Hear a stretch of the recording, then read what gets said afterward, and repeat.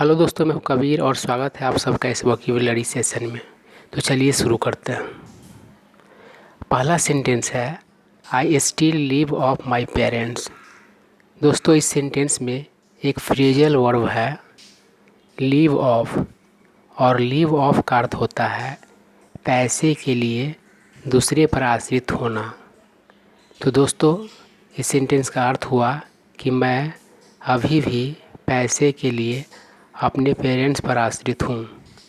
दोस्तों, live of एक अन्य अर्थ देता है और वह अर्थ होता है किसी खास तरह का फूड खाकर जीवित रहना।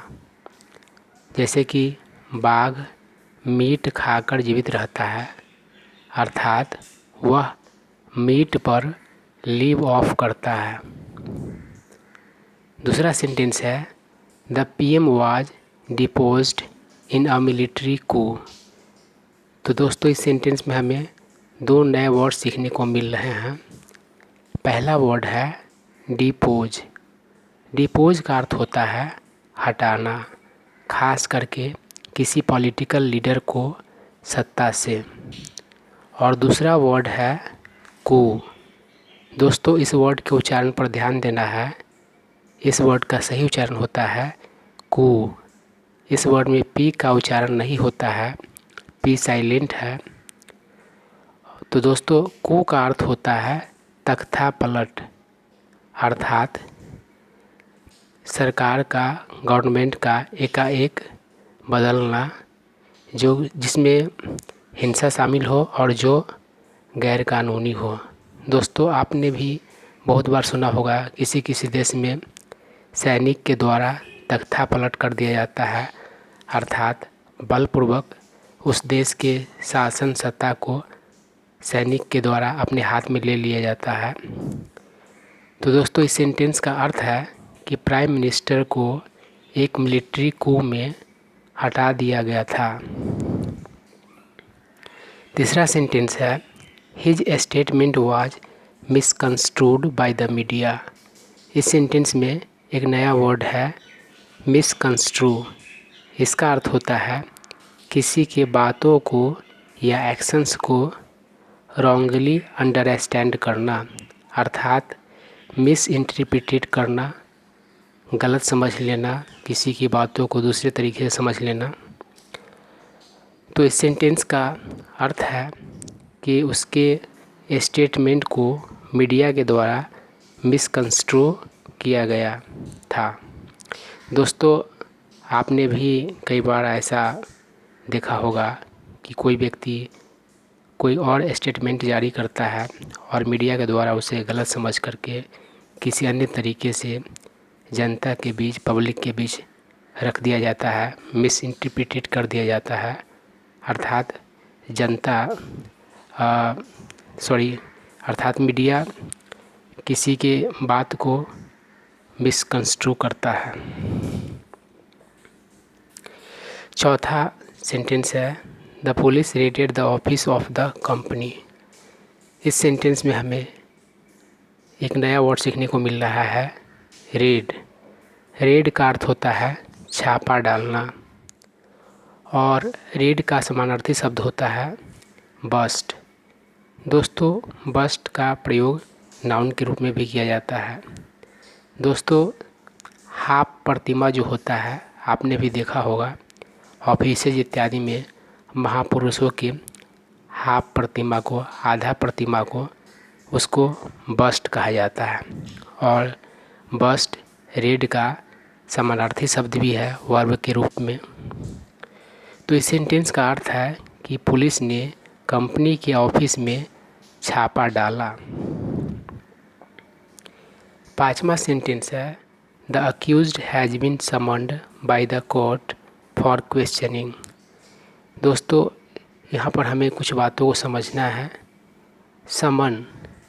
समन वर्ब के रूप में प्रयोग होता है। समन का अर्थ होता है किसी को कोर्ट में हाजिर होने के लिए आदेश देना। और एक अन्य वर्ड है समंज, इसमें एस लगा हुआ है, और यह वर्ड नाउन और वर्ब दोनों रूप में प्रयोग होता है। वर्ब के रूप में अर्थ होता है जो कि समन का समानार्थी शब्द होता है, अर्थात किसी को कोर्ट में हाजिर होने के लिए आदेश देना। और दोस्तों इस वर्ड का प्रयोग नाउन के रूप में होता है तब उसका अर्थ होता है कोर्ट का बुलावा। तो दोस्तों ध्यान रखना है, बिना एस वाला जो वर्ड है वह सिर्फ वर्ब के रूप में प्रयोग होता है, और एस वाला जो वर्ड है वह नाउन और वर्ब दोनों रूप में प्रयोग होता है। और यहाँ पर एक बात और ध्यान देने वाला है कि एस लगा हुआ है, इसके बावजूद भी यह वर्ड सिंगुलर है, समंज, जिसका अर्थ होता है कोर्ट का बुलावा, और इसका प्लूरल बनाने के लिए हमें इसमें ई एस लगाना पड़ता है।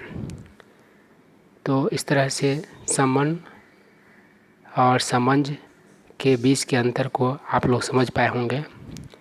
तो इस सेंटेंस का अर्थ है कि आरोपी को सवाल जवाब के लिए कोर्ट के द्वारा बुलाया गया है। छठा सेंटेंस है द सस्पेक्ट रैन एन इटरी। इटरी का अर्थ होता है खाने पीने का जगह, जैसे कि रेस्टोरेंट्स इत्यादि। तो इस सेंटेंस का अर्थ है कि संदिग्ध एक इटरी चलाता था। सातवां सेंटेंस है she is slightly aloof with me nowadays. तो दोस्तों इस सेंटेंस में एक नया वर्ड है अलूफ। अलूफ का अर्थ होता है नॉट फ्रेंडली, अर्थात उखड़ा उखड़ा सा, अलग थलग। तो इस सेंटेंस का अर्थ है कि वह आजकल मुझसे थोड़ा थोड़ा अलग थलग है, थोड़ा थोड़ा रूखा रूखा है, अर्थात इन दिनों वह मुझसे थोड़ा फ्रेंडली नहीं है, उसका व्यवहार थोड़ा चेंज हुआ सा लगता है, रूखा रूखा सा लगता है। आठवां सेंटेंस है the leader is accused of siphoning off huge money from the exchequer. दोस्तों इस सेंटेंस में हमें दो वर्ड्स सीखने को मिल रहे हैं। पहला वर्ड है साइफोन, और इसका अर्थ होता है गलत तरीके से पैसे निकासी करना, अर्थात किसी जगह से पैसा निकाल करके गैर कानूनी तरीके से कहीं और ले जाना। और दोस्तों यहाँ पर एक बात और ध्यान देने वाला है कि इस वर्ड का दो स्पेलिंग होता है। आप ब्रैकेट में भी एक स्पेलिंग देख पा रहे होंगे, अर्थात SIPHON या फिर SYPHON, दोनों तरह का स्पेलिंग होता है और दोनों का उच्चारण सेम ही होता है, साइफन। और दोस्तों साइफन नाउन के रूप में भी प्रयोग होता है और उसका अर्थ होता है एक ट्यूब, पतला सा छोटा सा, जो एक कंटेनर से दूसरे कंटेनर में लिक्विड को ले जाने के काम आता है, उसे साइफन कहा जाता है। और उसके बाद दूसरा वर्ड है एक्सचेकर। एक्सचेकर का अर्थ होता है राजकोष। दोस्तों जिस तरह से आपके पास एक पर्सनल अकाउंट होता है, उसी तरीके से सरकार के पास एक्सचेकर होता है, राजकोष होता है। वहीं पे पैसे इकट्ठा होता है, टैक्स वगैरह इत्यादि का कलेक्शन वहीं जाता है, और किसी योजना के लिए पैसे का निकासी भी वहीं से होता है। तो इस सेंटेंस का अर्थ है कि लीडर आरोपी है, एक्सचेकर से, राजकोष से ह्यूज मनी, अर्थात बहुत बड़ा अमाउंट जो है वह क्या किया गया है, लीडर के द्वारा साइफोन किया गया है, निकासी किया गया है, अर्थात एक्सचेकर से उसने निकाल करके अपने यूज के लिए, हो सकता है कहीं पैसे लगा दिया हो, निकाल लिया हो, इस चीज़ का वो आरोपी है। 9वां सेंटेंस है his name is being bandied about as the next chairman of the company. इस सेंटेंस में बैंडी अबाउट का प्रयोग हुआ है। बैंडी अबाउट या फिर बैंडी अराउंड, इसका अर्थ होता है बहुत सारे लोगों के द्वारा बार बार जिक्र होना, चर्चा होना। तो इस सेंटेंस का अर्थ है कि उसका नाम कंपनी के अगले चेयरमैन के रूप में बार बार जिक्र किया जा रहा है। तो दोस्तों इस तरह से हम लोगों का आज का सेशन यही समाप्त होता है। तो दोस्तों इस तरह के वीडियोज नियमित रूप से प्राप्त करने के लिए आप हमारे चैनल को सब्सक्राइब कर लें और इस वीडियो को अपने फ्रेंड सर्कल में शेयर कर दें। अगर यह वीडियो अच्छा लगा हो तो लाइक कर दें। अगर कुछ जानना चाहते हैं या फिर कुछ सुझाव है तो कमेंट करें।